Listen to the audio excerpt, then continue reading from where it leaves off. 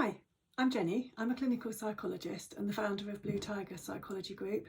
I'm also the creator, I guess the host of this YouTube channel. It was my idea to create this, so I thought I should really hop on and tell you my origin story. So to start at the beginning, back in 1993, I feel so old saying that, I had a bit of a change of heart towards the end of year 11 about the A-level subjects that I'd chosen. And then I chose two. I didn't know what to do for my third. And my mum suggested that I did psychology A-level. She was a teacher, so she had done bits of child psychology along the way throughout the years. And she thought that I'd like psychology. I don't know if it's still the same now, but psychology then had a bit of an aura for being a bit of a cool subject. So I was like, oh yeah, I'll do that. And then I had a real panic. Like one of the lessons in the first week, the teacher asked us to write a definition of what we thought psychology was. I suddenly realised I had no idea what I was doing, and was very relieved not to have to admit that. But my mum was right. I loved psychology A-level. Really, thoroughly enjoyed the 2 years of it. Found it just so interesting compared to all the subjects I'd studied prior to that. So I decided during that process that I was going to do a psychology degree. And right at the end of the A-level, we did the section on, they called it then abnormal psychology, which is a terrible name for it. I'd now call it clinical psychology. And this for me was like by far the most interesting topic. So there I was at the end of my A-levels, had my university degree place organised, and I decided that I should get some work experience working with people with mental health problems, because what I didn't want to do was finish my degree and then perhaps try and start working in mental health and realise that it actually, although I found it interesting theoretically, that perhaps on a sort of more practical day-to-day level it wasn't for me. I didn't really know how to go about this. It was obviously the days before the internet. So I wrote to the local NHS trust and found myself, or looking for voluntary work experience, a bit of shadowing, and found myself with a paid job, kind of just doing fill-in shifts in a unit for people with learning disabilities and challenging behaviour. I quickly learned that this was not the environment for me. I found the level of aggression just scary, found that difficult to cope with, but realised that because people came to this unit when their behaviour had become difficult to manage where they usually lived, I kind of thought, well, maybe if I could work in the places where these people usually live, then it wouldn't be so scary. So I thought that that could work for me. So I then contacted the local NHS trust where I was at uni, got myself onto their bank, filling in staff, ended up working on psychiatric wards, which I loved, and I did that sort of throughout the second and third years of my degree. As I got towards the end of my degree, I'm not sure I really knew how much of what it was all about, to be honest, but I definitely was interested in clinical psychology. I'd chosen clinical psychology related modules where I could during my degree. I'd read novels and other sort of books around mental health. Definitely was the area that caught my interest more than the others. The story at university was absolutely, don't bother applying for assistant psychologist posts, don't bother applying for clinical training, you'll never get in. And I thought, well, I came straight to uni from A-levels, I'm only 21, I've got time, I'll give it a go for a few years, and if I don't get anywhere, then perhaps I'll do mental health nurse training or something else.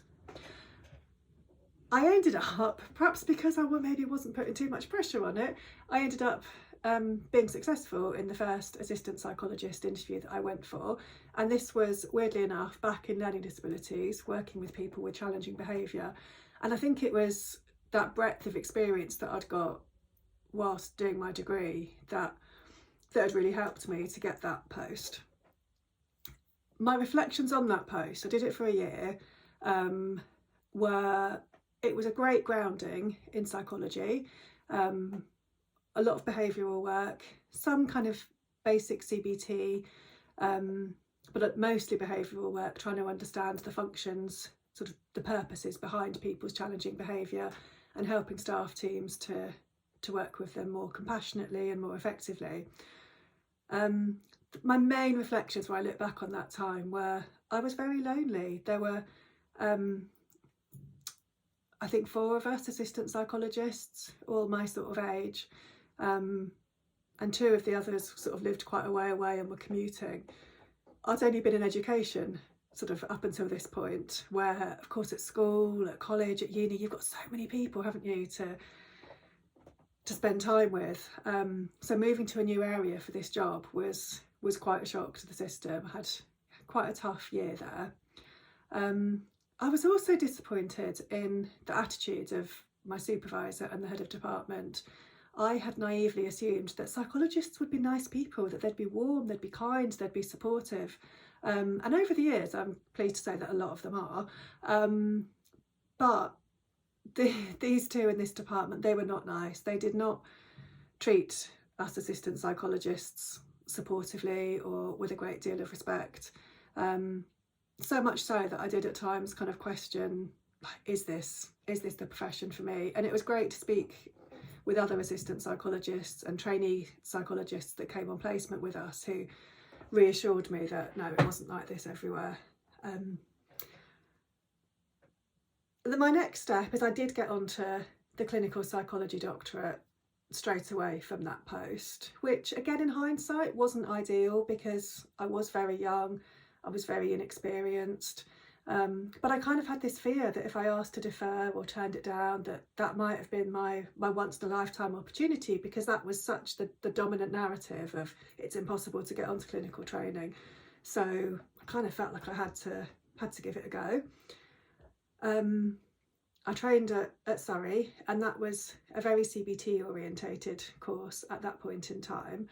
And the way the doctorate works is that throughout the 3 years, you're part of the time attending university, where you're getting training in all the different areas that you're going to work with, and you're doing work placements for half the week.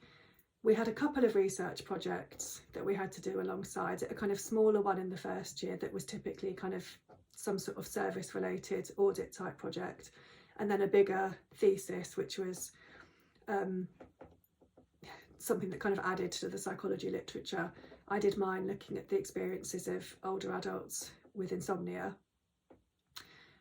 The work placements, there were core placements in adult mental health, child and adolescent mental health, learning disabilities and older adults, and then either 2 6 months or 1 year long placement of your choice. And I chose for that, I worked with children with physical health conditions, and then extended my final older adult placement with a particular emphasis on working with older adults who'd experienced stroke. Yeah, not surprisingly, where I was so young and not really ready to take on clinical training, I did find it tough. I had something difficult that I was dealing with in my personal life, sort of alongside my clinical training. And together the two were really tough. At times there was a lot of analysing, a lot of soul searching, and I did end up taking a year's break from my training, which was exactly what I needed. I moved house, kind of just caught up with myself a bit, got to know myself a bit more, took the pressure off for a year, and then towards the end of that year I kind of felt a bit more ready to grow up a bit more then and finish my training and get on to that next stage of my adult life. And then that next stage, after finishing my training, like most clinical psychologists at that time, I worked in the NHS. My first job, which I did for 3 years, I worked in a physical health service. The main part of that for me was working in a staff psychology service. So these were staff at 2 different big NHS hospitals, general hospitals, so not mental health hospitals. I loved this role. I think a lot of NHS staff are nice people, so it was nice to spend time working with them, helping them. It also really helped me to think about the importance of people's contexts, that working in staff support in occupational health, we tended to see more people from A&E, from the baby wards, places where like some of the most difficult experiences would be had in a general hospital. Alongside my work in that department, I also worked in a long-term pain service, so helping people living with pain, and that was part of a multidisciplinary mostly group work that we did, helping people to manage their pain and live the best lives they could, even with the pain. And I worked in neurology services, so with people that had epilepsy and MS. Some of that was kind of a bit more neuropsych kind of work, thinking about memory, thinking about language impairments, and some of it was more kind of coping with the psychological impact of living with MS or epilepsy.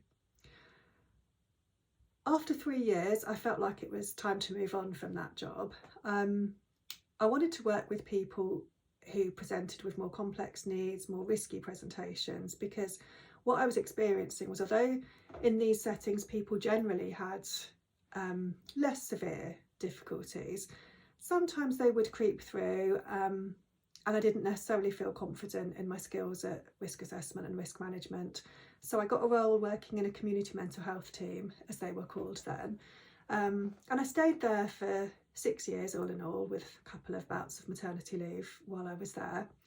And the remit in the team here was particularly to focus on working with people with eating disorders, with personality disorders. I know that that's a controversial diagnosis, and I hope I don't offend you in using it, but that was what we used it. That was the term that we used at that point in time. Working with people with psychosis, and I can't remember now, there was a fourth area after eating disorders, personality disorders. So the work here was, people, often there was elements of risk to their presentation, so perhaps some suicidal thinking, some self-harm, and ideally the service would have worked that people had input from the multidisciplinary team. In reality, with NHS pressures being as they were, I would often end up being the only person that somebody was working with, which was really tricky then in terms of giving them the support that they actually needed. So I found that difficult. At the same time, sort of having young children, I had to commute a little distance for the job, which also wasn't ideal. Alongside this, after having my second child, I'd started working independently and was initially doing a bit of both. And when my children got to school age, I realised that working independently could give me a better work-life balance. So that was how I then spent the next few years. I could drop the children at school, go to the office, see my clients, come home again. It felt more straightforward than working in the NHS with people with complex mental health problems, because I wasn't having to fill in other members of staff. I wasn't having to kind of do a lot of that team working, which definitely made things feel easier.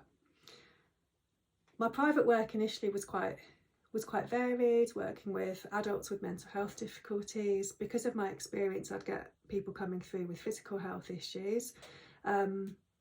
Also, because of the occupational health experience, I linked up with a company that would get referrals from Sussex Police and from the Fire and Rescue Service. So this, again, I was having to think about people's contexts, understand their worlds to make sense of the issues that they were struggling with. Over the years, I added back in working with children and adolescents, because although I hadn't done that in the NHS, when you train as a clinical psychologist, you're qualified to work in all the different areas. And for me, again, that was a bit of a downside of the NHS in a way, is that you only work with a particular population. And then, of course, privately, you can pick and choose. People don't have to just sit in a box. So it was nice to pick up some working with children again. I suppose it would be about 7 or 8 years ago now, I started to get some referrals from a clinic in London that worked with athletes. And you can imagine athlete contexts are very different from NHS hospitals, the police, the fire service. But I was very used to having to understand people's worlds and make sense of their contexts. So working with athletes felt like a really comfortable next step for me. I gradually took moves to do more and more of that work, and currently I would say that almost all of my therapy work is now with athletes. I've worked with people from football, rugby, netball, a few of the Paralympic and Olympic sports, runners, gymnasts, quite a range, team sports and individual sports, young athletes up and coming to professional athletes and household names.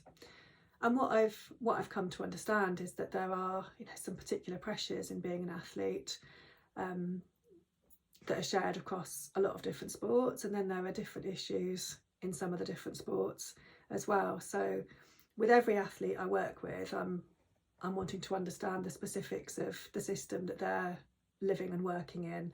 And some of that might involve, you know, what does their training look like? Are they training on their own? Are they training as part of a group?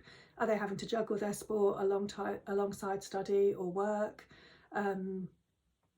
What are they working towards? You know, are they early on in their career and it's kind of all to play for, or are they looking at retirement? Sometimes it's difficult decisions. Like, do I stay? Do I move on?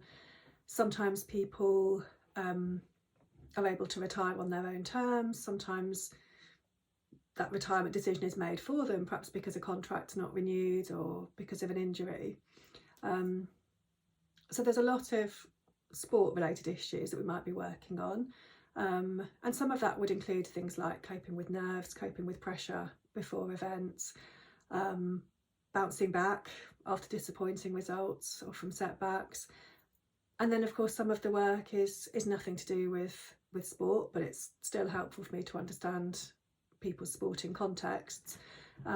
Sometimes it's bereavement, it's relationship issues, it's history of trauma, the stuff that can affect anyone and everyone. So that's most of my kind of clinical work now. The other sort of string to my bow at the moment is I'm an EMDR consultant. EMDR is an evidence-based approach to working with people who've experienced trauma, and the EMDR national and international bodies have a very rigorous process of accreditation to say that you're a good enough practitioner. And then my role is I've become an EMDR consultant, which means that I can supervise other EMDR practitioners and support them through their accreditation. So I spend a regular part of my week supervising EMDR practitioners. I also offer more general supervision to clinical psychologists, to sports psychologists, to psychotherapists, where we might not be thinking about people's EMDR work. For clinical psychologists, supervision is a legal requirement of our role. And this can be a space where sometimes it's really practical. We might reflect on, oh, I'm working with this person who struggles with anxiety and my usual approaches aren't working. What might I need to think about instead? Sometimes we might be thinking about our own well-being, and particularly if there's an overlap of, I don't know, something that we're struggling with as individuals and then is also kind of coming out in our clinical work. Sometimes it's reflecting on well-being in terms of kind of work-life balance. I find a lot of people I supervise people in the NHS and outside of the NHS, and sometimes it's been around supporting people to make that decision of what's going to work best for them at this period in their career, this period in their life. So it's really nice and varied. The things that I love about my work are, I find it super exciting when somebody comes in. You can imagine when people first come and see me, they often feel, you know, really quite stressed, that things are not going well for them most usually. And I really love when I explain some of the neuroscience, some of the models of brain functioning, and then it's like, oh, people start to understand that's why my brain does this thing that winds me up. That knowledge can make a big difference for people. It stops them worrying about what they're struggling with, where before it they've got the thing that they're struggling with, and then they're worrying about the thing that they're struggling with, or they're frustrated about it. So I find that education makes a big difference for people. And I really love it when we're doing some work and people are feeling better and they're coming into sessions. So I find that really exciting. That keeps me going, that keeps me doing what I do. I also love the insights. I love hearing about people's worlds, particularly people that have had different experiences to me. Kind of prior to the Olympics last year, a lot of athletes I was working with were going to be going to the Olympics or were hoping to go to the Olympics. And it was so cool hearing about their experiences of previous Olympics. I've never competed at an Olympics. I'm never going to compete at Olympics. But it's great, isn't it, when we hear these insights into the experiences that people have had. So that's another real high point for me.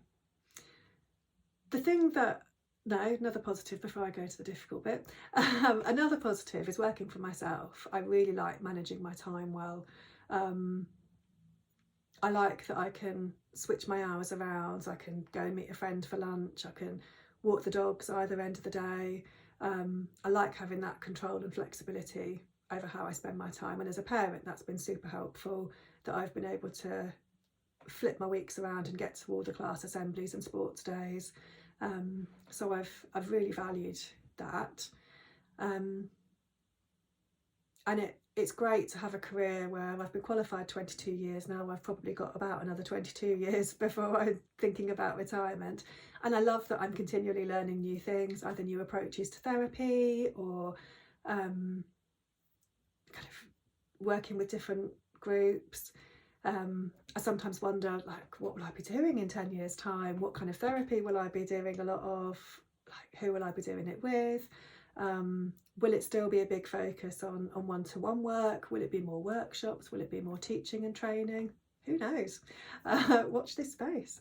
And I would say the thing that I find hardest with my work is sometimes I can find it tricky to manage the flow. It can be difficult to say no to people when they're struggling.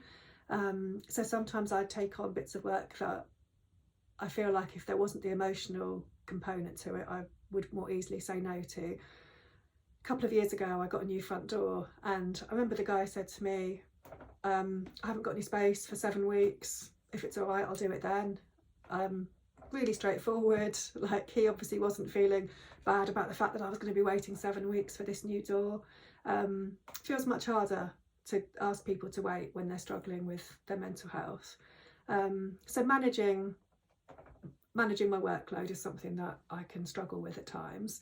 And the other thing I would say is when people are really kind of quite stuck in their issues. Sometimes it can feel a little bit like we're in a maze, and we try this way to get things shifting, and then we find a block and a barrier. So then that's okay. We'll try something else. We'll try a different approach, and then we find another block and barrier. So that, I find that difficult. I feel sad for people because I want them to be feeling better.